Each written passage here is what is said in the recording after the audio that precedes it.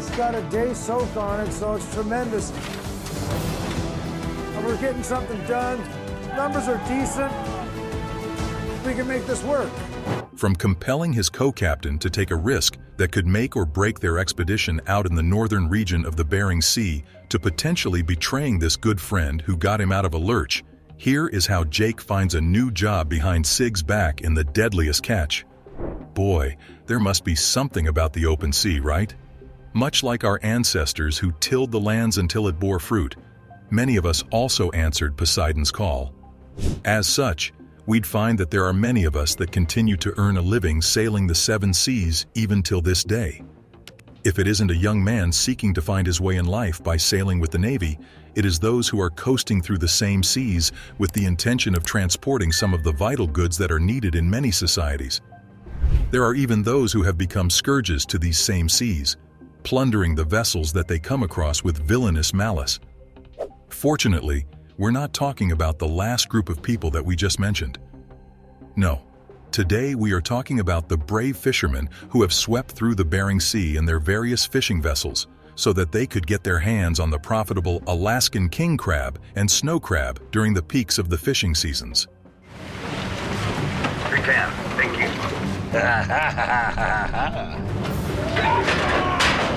Wow. With their base at the Aleutian Islands port of Dutch Harbor, Alaska, these men risk their bodies and their lives every day just because of their mere association with such a job. However, thanks to the Discovery Channel, we have been able to enjoy as the likes of Rick Shelford, the captain of the FV Aleutian Lady, and Wild Bill Wakrowski, and Linda Greenlaw, the co-captains of the FV Summer Bay for many years now, and with any luck, we shall be able to enjoy these men as they take on the savagery of the seas for many years to come.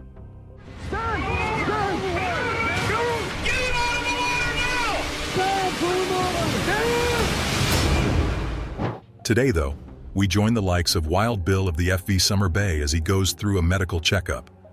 Following a recent diagnosis of prostate cancer, Bill has to make sure that he is in the best shape possible before he heads back out to the Bering Sea. Sure, the doctors may think he's nuts, and sure, he doesn't know if he would be able to handle another crab fishing expedition, but he just couldn't ignore the call of the sea. After all, according to him, king crab is the Kentucky Derby of crab fishing. There was just something about throwing those big crabs into the tank after catching them. Yea, he was sick, but wasn't going to miss out on that for anything. I need to do it and do it now to get out of here. I'm not really doing much down there, but everybody's going faster. He'd been doing this for 40 years, and he would do it for 40 more if he could. Sure, they have had to deal with many difficulties, even the ones that bore frightening risks to their lives, but that was just part of the job. And guess what? What doesn't kill you makes you stronger, and for Bill, crab fishing definitely made him stronger. That said, Bill had to acknowledge that even the mere mention of the word cancer was enough to bring the fear out of the meanest, the toughest, and the biggest of blokes out there. As such, Bill has to admit that he does have his fears when it comes to his diagnosis, but he is determined to overcome the pain and defy all the odds to have one more run at the sea. It is even more daunting for him because he knows that it could be his last trip to the Bering Sea. As Bill made his way back to the Aleutian Islands port of Dutch Harbor, Alaska, Jonathan, the captain of the Time Bandit, was in contact with Sig Hansen, the captain of the Northwestern, the only vessel to feature in every one of the 20 seasons that the Deadliest Catch has been broadcast to the world. This is a defining moment. Get ready! Let's see what you did, kid. Catch me some crabby. Apparently, Jonathan wasn't having a good time at the sea. Not that Sig cared. Only thing that he and Jake, his co-captain, cared about was filling their own quotas. If they are lucky, the crabs would be out there when they were ready to get to them. Nonetheless, they couldn't help but feel a little for Jonathan, especially as it looked like the weather in the seas was taking a turn for the worst. This won't help anyone fill their quotas if they cannot get out there, and this must suck for these guys, because this was the first time in 3 years that the Bristol Bay Red King crab fishery has opened up. As a result, most of the captains have sped to the area to deliver the remaining £1.5 million $23 million quota, hoping to beat each other to the punch. As such, one can see why Jonathan would be cursing his luck at that point in time. He was just like any other captain who was hoping to beat all other competitors to the king crab. Despite this setback, though, it says a lot about Jonathan that he was still determined to get to his quota. As much as his personal pride might be at stake, Jonathan has another reason for wanting to beat his competitor as to the quota. You see, those captains who are slower than others to harvest these king crabs find that they risk losing quota owners to their fast competitors, and of course, that is no good. As such, you'd find that these guys who get involved in derby-style fishing work around the clock so that they could pip their competitors to the punch. As such, one can see how every minute counts as these fishermen take on these big boys. To be honest, it must be exciting to take on Poseidon's realm so that they can get their hands on these magnificent beasts 250 miles off the Dutch harbor. Eager to take a shot at the Bering Sea themselves, Sig and Jake decided to take their turn taking on the crabs that lie deep within the Bering Sea. That looks good. Look at that! There you go. I told you! Better than we've been seeing. Oh, yeah. Oh my God. As exciting as the prospect of getting their quota must have been for him, a phone call with his wife reminded Jake about something that he has been trying to forget about. You see, Jake had recently gotten an offer to become the captain of the Titan Explorer. Even thinking about it made him guilty. He had made a ton of promises to Sig, and he just couldn't bail out on his partner. You see, once upon a time, Jake had been the captain of the FV Saga. In fact, he had been the captain of this boat for almost a decade. Unfortunately, all good things must come to an end, and Jake's captaincy of the saga eventually came to an end when he lost it. Fortunately, Sig was there for him during such a low point in time in his life. Hoping to help his buddy out, Sig agreed to help Jake fulfill his red king crab quota of 10,000 pounds by working with him aboard the Northwestern. Now, this new offer may make it look as though Jake was trying to go back on their agreement. On the other hand, there is the sentiment that Sig may understand what Jake needed to do so that he could get back on his feet. After 9 years of working with Sig, Jake's wife believes that Sig would understand that Jake needed to take advantage of the fact that the Titan Explorer did not have a captain at that point in time. If he went with his quota and his experience as a veteran captain, he was a shoo-in for the job. With this in mind, Jake realized that he must speak with Sig as soon as possible.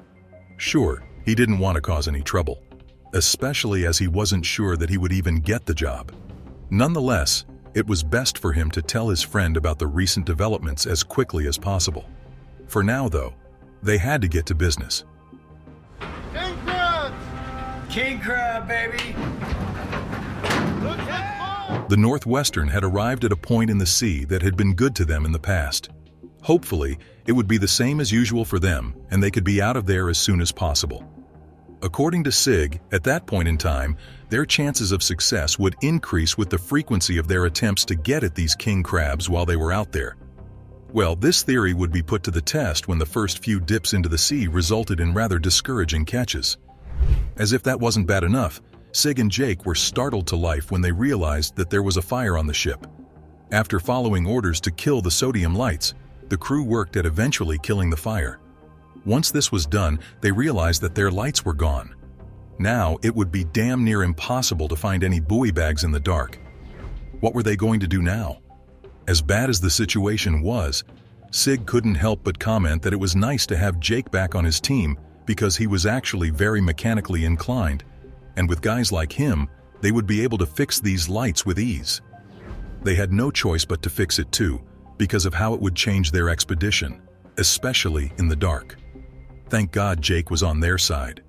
Unfortunately, though, Jake would still be working hard to fix the lights even when it got wet and dark later that night. As a result, they had to get creative by making use of 2 external small lights as an alternative source so that they could get a view of the buoy bags that they were desperate to find. Hopefully, this and other alternative sources of light would help the crew get through the night. Suffice it to say, it had been one hell of a day for Sig and the rest of the crew.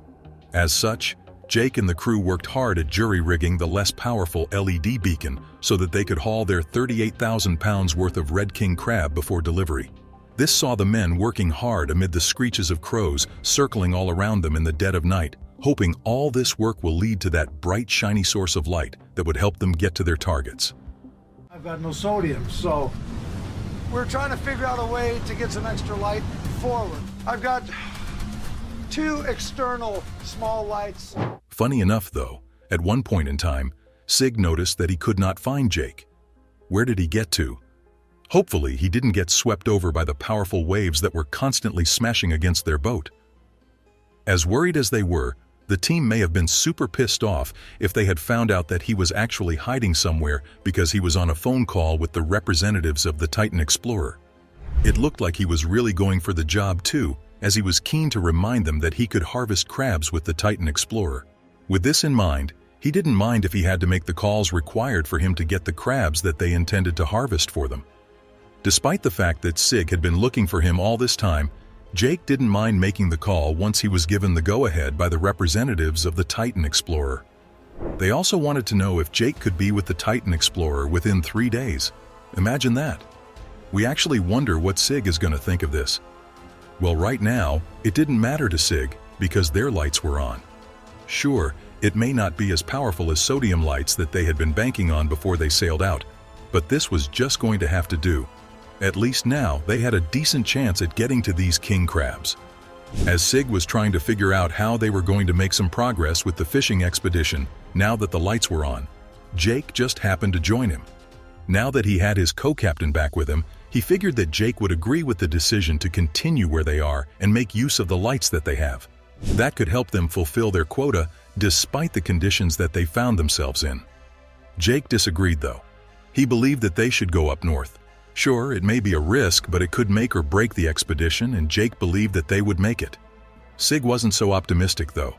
He believed that even though the signs were encouraging, it was still a considerable risk to take, and Sig wasn't sure that he wanted to do that. I think there's crab here. We need to get as much out of each pot as we can. If you want to take the risk, go for it.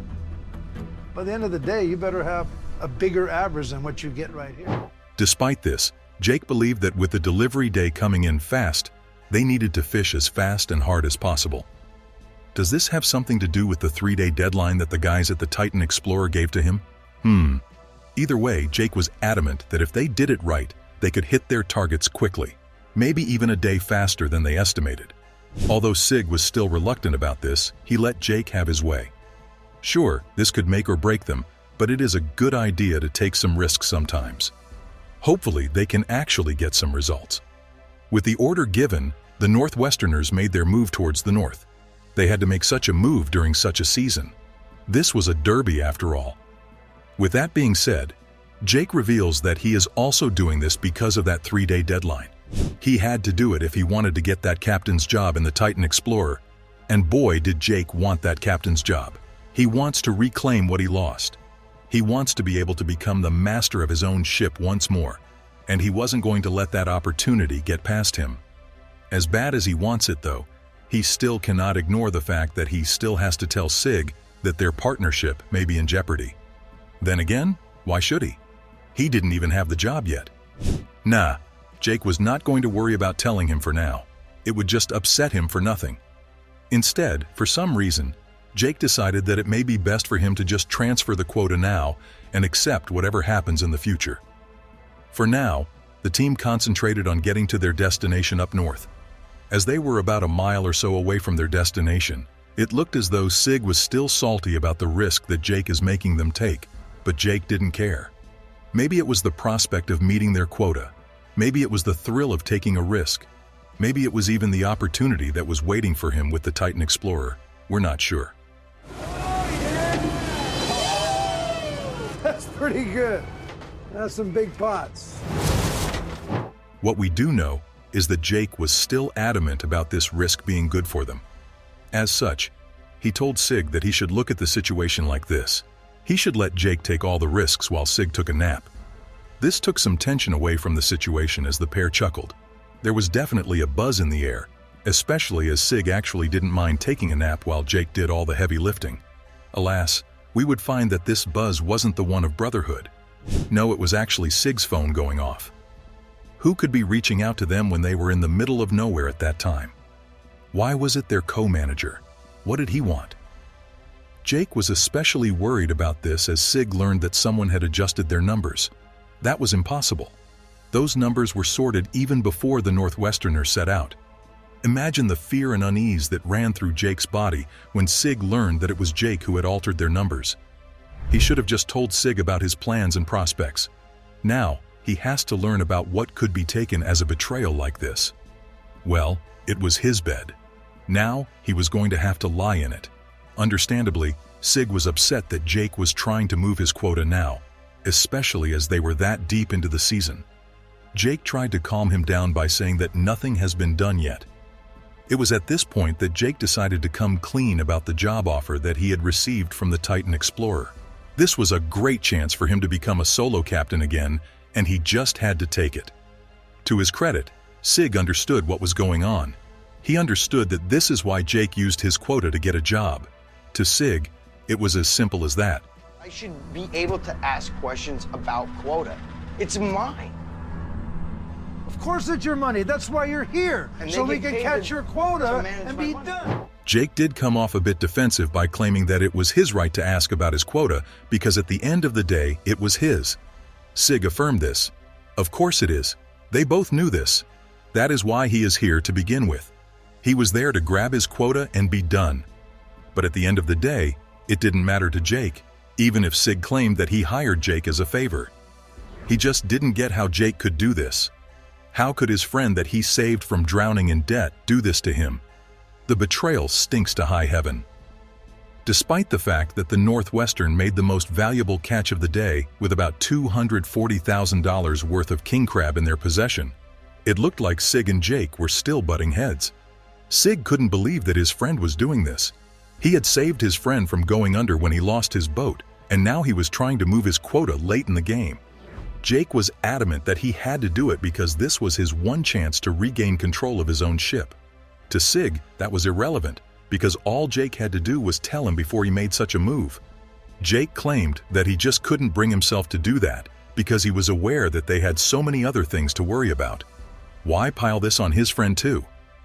At this point, Jake had to ask if Sig just wanted him to remain there with him on the port side of the Northwesterner.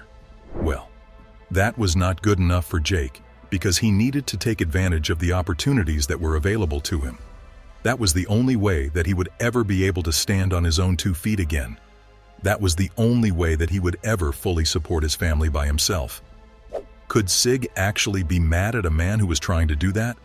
After a moment of silence, Sig asked if Jake really thought that he could get the job if he made it back to town in time. He actually gets it, you know. He's been there before, and as such, he has his buddies back. Now, the only thing that really mattered was that they got back to the dock in time. There is no way that Sig was going to let his friend miss out on this opportunity. I'm merely looking at opportunities and trying to take care of myself and my family. I mean, can you really blame me? Filled with gratitude, Jake immediately thanked Sig for understanding. With that in mind, the pair decided that it was time to move quickly. Get done with the job there so that they could race back to town. Thankfully, the risk to go up north also worked as they hauled in a ton of the good stuff.